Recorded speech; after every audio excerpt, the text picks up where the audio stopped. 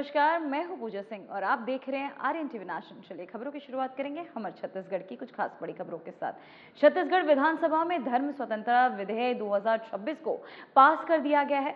मुख्यमंत्री विष्णुदेव साय ने कहा कि यह ऐतिहासिक कदम लोगों की अज्ञानता और गरीबी का लाभ उठाकर धर्मांतरण कराने पर रोक लगाएगा। विधेयक के तहत अब किसी भी धर्मांतरण को प्राधिकृत अधिकारी के साथ जानकारी देनी होगी और नोटिस 1 सप्ताह के भीतर जारी किया जाएगा।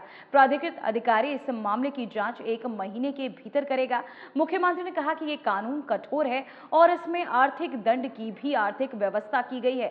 अब आइए ग्राफिक्स के माध्यम से जान लेते हैं कि धर्म स्वतंत्रता विधेयक 2026 के बारे में। वहीं आपको बता दें, धर्म स्वतंत्रता विधेयक 2026 किसी भी व्यक्ति को जबरदस्ती प्रलोभन देना या धोखे से धर्मांतरण कराने पर रोक लगेगी। सूचना देना अनिवार्य होगा। धर्मांतरण करने वाले और जिनका धर्मांतरण होता है उन्हें प्राधिकृत अधिकारी को सूचना देनी होगी। नोटिस और जांच सूचना मिलने के 1 सप्ताह के भीतर नोटिस जारी किया जाएगा। प्राधिकृत अधिकारी 1 महीने के भीतर जांच पूरी करेंगे। कठोर दंड, कानून उल्लंघन करने वालों पर कठोर आर्थिक दंड लगाया जाएगा। धर्मांतरण के मामले में कानूनी कार्यवाही होगी। लक्ष्य गरीब और अज्ञान लोगों को धर्मांतरण के झांसे से बचाना, समाज में पारदर्शिता और धार्मिक स्वतंत्रता सुनिश्चित करना। महत्व राज्य में धर्मांतरण से जुड़े मामलों को नियंत्रण करना, धार्मिक स्वतंत्रता और सुरक्षा को कानूनी ताकत देना है। तो वहीं आपको बताते इसका महत्व राज्य में धर्मांतरण से जुड़े मामलों को नियंत्रित करना।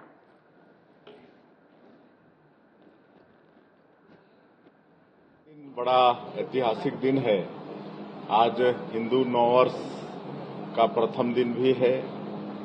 मैं समस्त छत्तीसगढ़ वासियों को हिंदू नववर्ष की शुभकामनाएं भी देता हूं और आज से नवरात्र भी प्रारंभ हो रहा है, तो नवरात्र की भी पूरे प्रदेशवासियों को शुभकामनाएं और माता रानी का आशीर्वाद छत्तीसगढ़ पर हमेशा बना रहे, छत्तीसगढ़ में खुशहाली हो।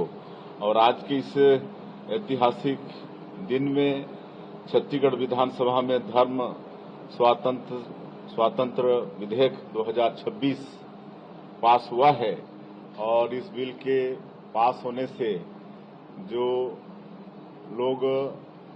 लोगों की अशिक्षा का, गरीबी का, अज्ञानता का लाभ लेकर उनको लोभ प्रलोभ देकर उनका धर्मांतरण करते थे, उस पर रोक लगेगी।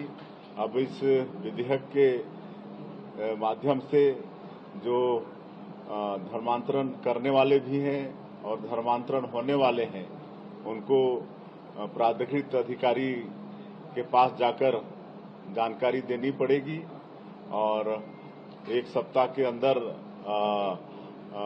नोटिस वगैरह जारी होगा।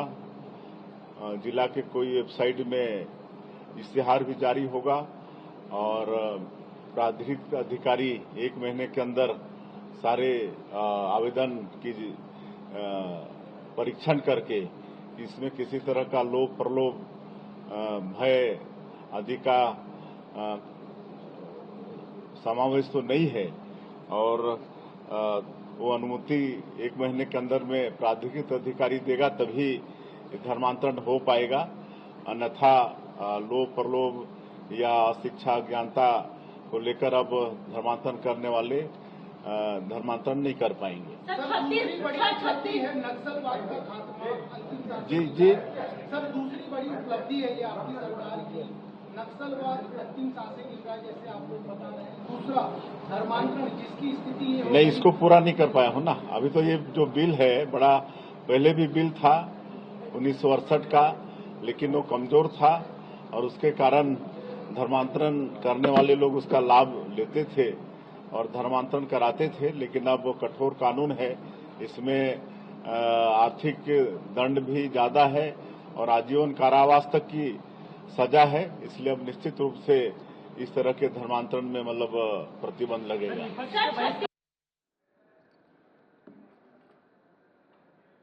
तो तो वहीं जशपुर के दीपू बगीचा में आयोजित सहरुल सरना पूजा में छत्तीसगढ़ के मुख्यमंत्री विष्णुदेव साय भी उपस्थित रहे।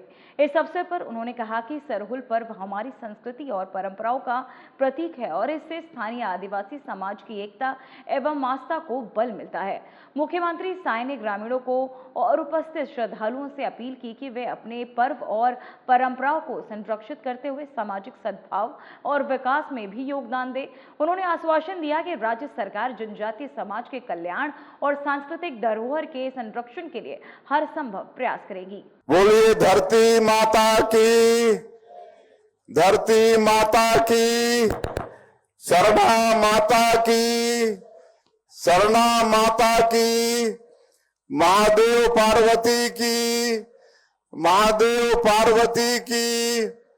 बाला साहब देशपांडे अमर रहे, जगदेव राम ओरांव अमर रहे, दिलीप सिंह जूदेव अमर रहे। आज जशपुर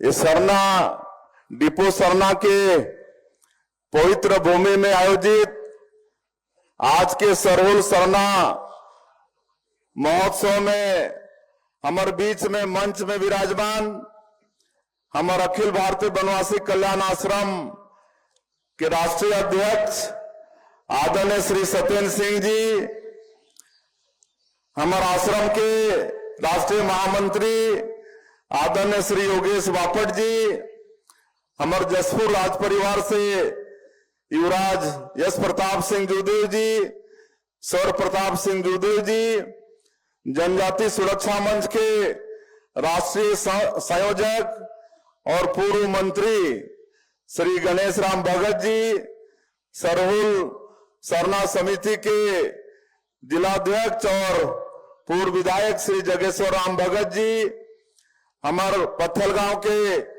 विधायक और सरगुजा विकास प्राधिकरण के उपाध्यक्ष श्रीमती गोमती साई जी, हमारे पार्टी के वरिष्ठ नेता श्री कृष्ण कुमार राय जी, आदरणीय डॉक्टर राम प्रताप सिंह जी, हमारे जशपुर नगर पालिका के अध्यक्ष अरविंद कुमार भगत जी, हमारे कल्याण आश्रम के प्रांत के कार्यकारी अध्यक्ष श्री पनत राम भगत जी, गोविंद राम भगत जी, मनीजर राम भगत जी और सरना सरहुल समिति के सभी पदाधिकारी, हमारे यहाँ के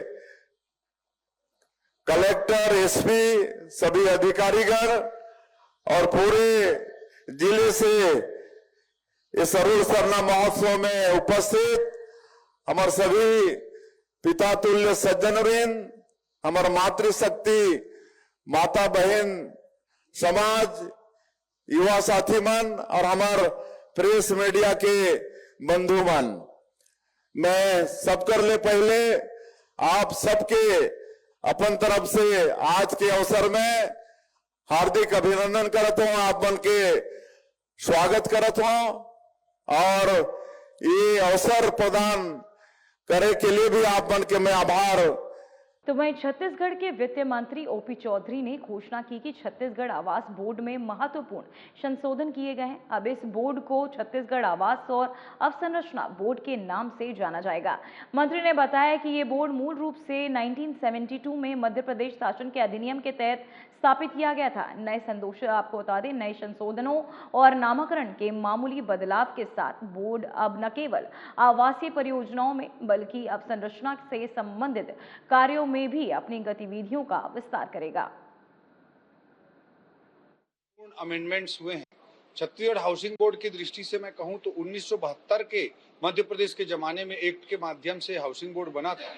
उसका आज उसमें संशोधन के साथ नामकरण में थोड़ा परिवर्तन करते हुए Chhattisgarh housing and infrastructure board हो जाएगा। ये आवास के साथ साथ अब अधोसंरचना संबंधी कार्यों की ओर भी अपनी गतिविधि को विस्तारित करेगा। बहुत बड़ी संख्या में इंजीनियर हैं, उनका बेहतर से बेहतर उपयोग करके राज्य के विकास में हम बेहतर तरीके से हाउसिंग बोर्ड भाग ले सकेगा। और दूसरी ओर अत्यंत महत्वपूर्ण विषय है कि हाउसिंग बोर्ड सेल्फ फाइनेंस संस्था है, स्ववित्त पोषित संस्था है, उसमें सैलरी भी वो खुद से देता है, तो ज्यादा से ज्यादा काम वो अन्य एजेंसियों अन्य जगहों से कर पाएंगे और उससे वो और वित्तीय रूप से सशक्त हो पाएगी।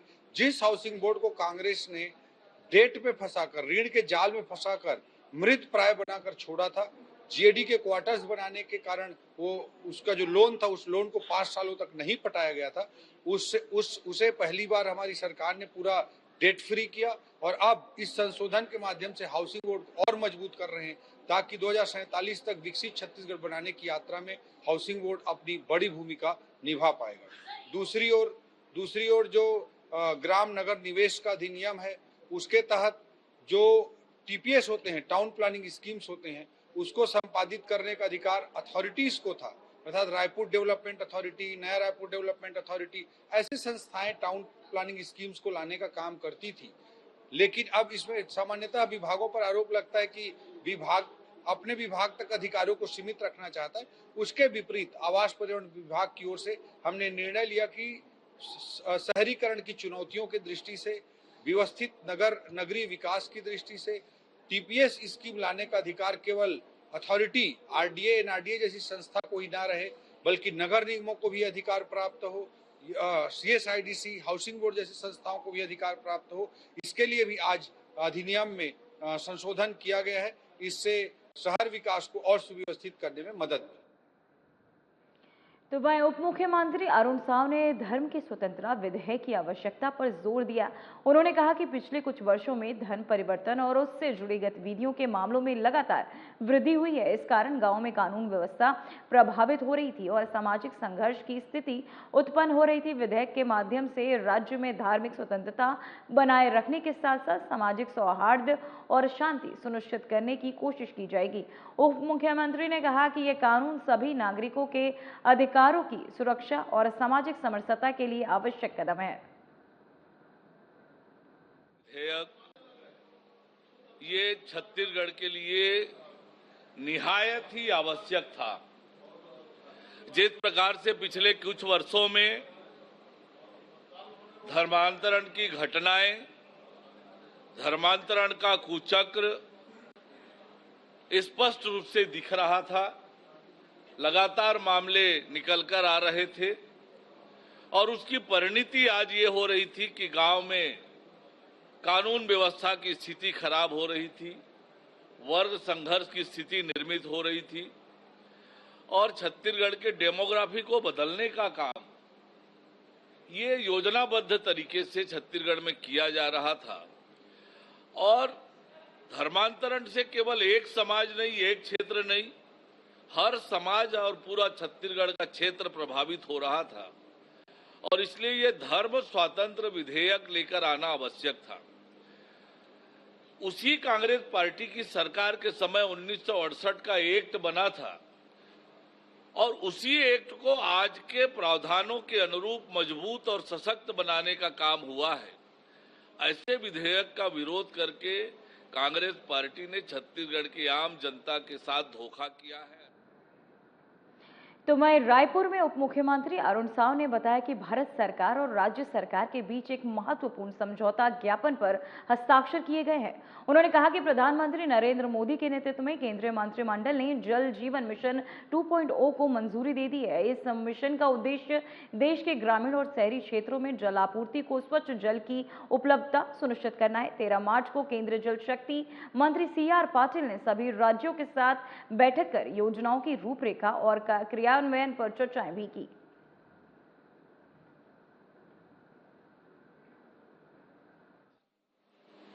एक अति महत्वपूर्ण MOU हुआ है।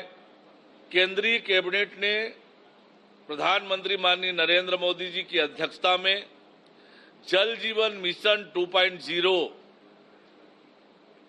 को स्वीकृति प्रदान की और 13 मार्च को माननीय जल शक्ति मंत्री CR पाटिल साहब ने सभी राज्यों के साथ बैठक की वर्चुअली और उस बैठक के हिसाब से तय हुआ था कि सभी राज्यों का भारत सरकार के साथ MOU होगा जल जीवन मिशन के काम को आगे बढ़ाने के लिए। और अब यह योजना गुणवत्ता युक्त पानी, लगातार पानी और उसका सुव्यवस्थित रूप से संचालन ये भारत सरकार और राज्य सरकार मिलकर करने वाली है। जन भागीदारी सुनिश्चित करना, पंचायत की जिम्मेदारी सुनिश्चित करते हुए इस योजना को और अधिक प्रभावी बनाने के लिए आज भारत सरकार और छत्तीसगढ़ सरकार के बीच एमओयू हुआ है। इस एमओयू के दौरान केंद्रीय जल शक्ति मंत्री CR पाटिल साहब, हमारे राज्य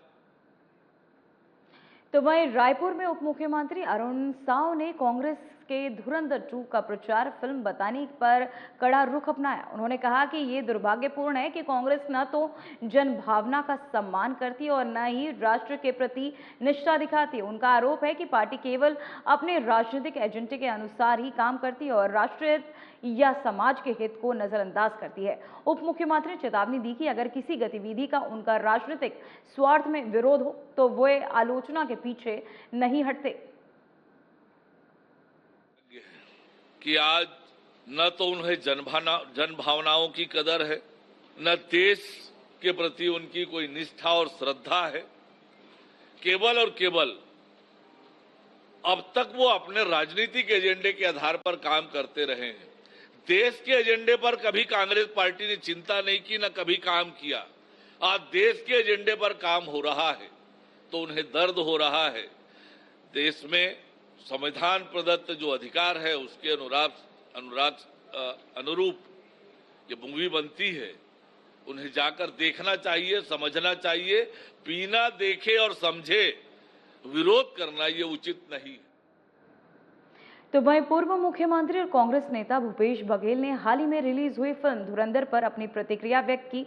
उन्होंने कहा कि यह फिल्म कुछ खास लोगों को खुश करने और चापलूसी हद तक बनाई गई है। और आपको बताते चले, भूपेश बघेल ने आरोप लगाया कि सुरक्षा मामलों में गंभीर चूक हो रही है। उन्होंने कहा कि पहलगाम में 40 लोग मारे गए लेकिन आतंकवादी अभी तक पकड़े नहीं गए हैं। इसके अलावा पुलवामा में 400 किलो RDX लाने वाले आतंकवादी भी आज तक पकड़े नहीं गए। वहीं पूर्व मुख्यमंत्री ने यह भी कहा कि आतंकवादी घटनाएं लगातार बढ़ रही हैं, जबकि सरकार लगातार दावा कर रही है कि आतंकवाद खत्म हो रहा है। करने के लिए और चमचागिरी करने की ये पराकाष्ठा है, जबकि पहलगाम में 40 लोगों की हत्या हुई, आतंकवादी पकड़े नहीं गए। उसके पहले पुलवामा में 40 किलो RDX 400 किलो RDX वहां पहुंचा कैसे, आज तक के वो पकड़ा नहीं गया। तो ये लगातार आतंकवाद की घटनाएं बढ़ी है, कम नहीं हुई है, बढ़ी है। और उसको कह रहे हैं कि आतंकवाद खत्म हो रहा है। वो मोदी सरकार को खुश करने के लिए इस प्रकार की पिक्चर बना रहे हैं। तो वहीं हिंदू नववर्ष विक्रम संवत 2083 के पावन अवसर पर सेक्टर 9 चौक में श्री राम जन्मोत्सव समिति द्वारा भव्य धार्मिक आयोजन किया गया। कार्यक्रम की शुरुआत सिविक सेंटर से निकली भव्य भगवा रैली से हुई, जिसमें विभिन्न क्षेत्रों से आए श्री राम भक्त, युवा और सामाजिक संगठन सक्रिय रूप से शामिल हुए। रैली में भगवा ध्वज और जय श्री राम के नारों से पूरा मार्ग गूंज उठा। वहीं कार्यक्रम में मुख्य आकर्षण के रूप में सेक्टर 9 चौक के 51 फीट ऊंचा भगवा ध्वज फहराया गया। इसके बाद हजारों श्रद्धालुओं ने सामूहिक रूप से श्री हनुमान चालीसा का पाठ किया और महाआरती में हिस्सा लिया। पूरे आयोजन में श्रद्धालुओं का उत्साह और आस्था देखने लायक था, जिसने वातावरण को भक्तिमय और ऊर्जावान बना दिया। पहले सभी को हिंदू नववर्ष विक्रम संवत 2083 की सभी को बहुत बधाई, शुभकामनाएं। चैत्र नवरात्र में हम सभी माता रानी की आराधना करते हैं, उनकी पूजा करते हैं, माताएं व्रत रखती हैं। तो ये बहुत ही पवित्र दिन है और हम सब जानते हैं कि भिलाई को मिनी इंडिया कहा जाता है, मतलब देश का एक स्वरूप माना जाता है। तो उस देश के एक स्वरूप में इस सनातन का सर्वोच्च ध्वज ऊपर होना चाहिए। तो आज ये 51 फीट का राम जी का ध्वज यहाँ पर लगाया गया है। यहाँ पे सिद्ध हनुमान मंदिर भी है। तो राम जी और हनुमान जी एक हैं, उनका जहाँ हनुमान जी वहाँ राम जी, तो उसी ध्येय के साथ यहाँ पर ये ध्वज लगाया गया है और सनातन का ध्वज सबसे ऊपर होना चाहिए। तो आज वो ध्वज यहाँ पर राम जन्मोत्सव समिति ने फहराया है। तो वहीं हिंदू नववर्ष के भव्य स्वागत के अवसर पर कोरबा शहर में जय श्री राम के नारों से गूंज उठा और केसरिया रंग रंग गया। वहीं विश्व हिंदू परिषद और बजरंग दल के संयुक्त तत्वाधान में आयोजित विशाल शोभा यात्रा में हजारों श्रद्धालु शामिल हुए। वहीं श्रद्धालुओं ने पारंपरिक वेशभूषा पहनी और ढोल नगाड़ों की थाप पर उत्साहपूर्वक भाग लिया। शोभा यात्रा में शहर की सड़कों को आस्था और उमंग से भर दिया। प्रशासन ने सुरक्षा के पुख्ता इंतजाम किए और चप्पे चप्पे पर नजर रखने के लिए 500 से अधिक पुलिस बल तैनात किए गए।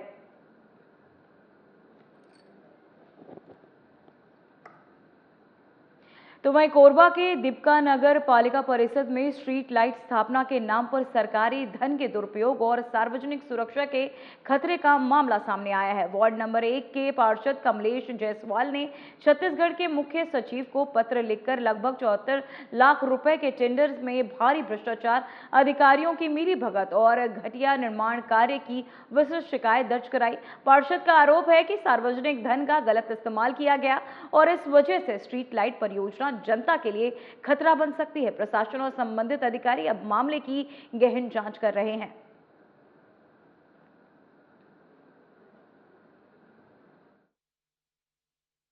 लग रहा है मेरे वार्ड पूरा नगर पालिका में उस पूरा गुण हत्या है। इसमें पूरा ठेकेदार द्वारा बंदरगाह किया जा रहा है।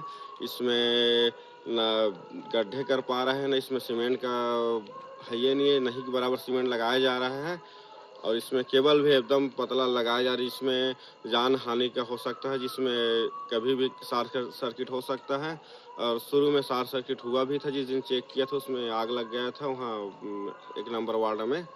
तो कभी भी जान हानि। टेंडर कितना का हुआ है? टेंडर लगभग 84 लाख रुपए का हुआ है सभी 5 वार्ड में जी। तो कभी भी जान हानि हो सकता है। तो वहीं प्रधानमंत्री नरेंद्र मोदी सूर्य घर योजना के तहत निवासियों ने अपने घरों में सौर ऊर्जा संयंत्र लगाकर बिजली बिलों में भारी कमी की है। वहीं योजना के लाभार्थियों ने 1.8 लाख रुपए तक की सब्सिडी प्रदान की है, जबकि शेष राशि उन्होंने बैंक ऋण के माध्यम से पूरी की। कई घरों में अतिरिक्त बिजली उत्पादन के कारण बिल शून्य होने की भी सूचना मिली है। ये पहल न केवल आर्थिक रूप से लाभकारी है, बल्कि पर्यावरण संरक्षण में भी महत्वपूर्ण योगदान दे रही है।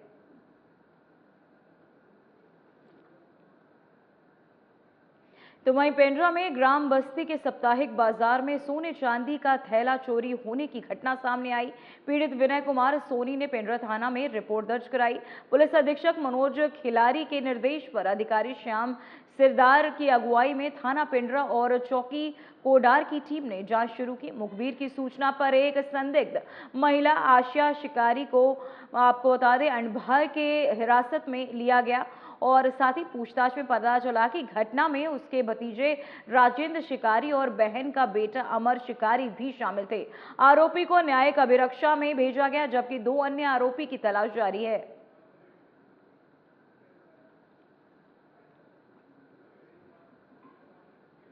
फिलहाल बुलेटिन में इतना ही। बने रहिए RNTV नेशन के साथ। मुझे दीजिए इजाजत। नमस्कार।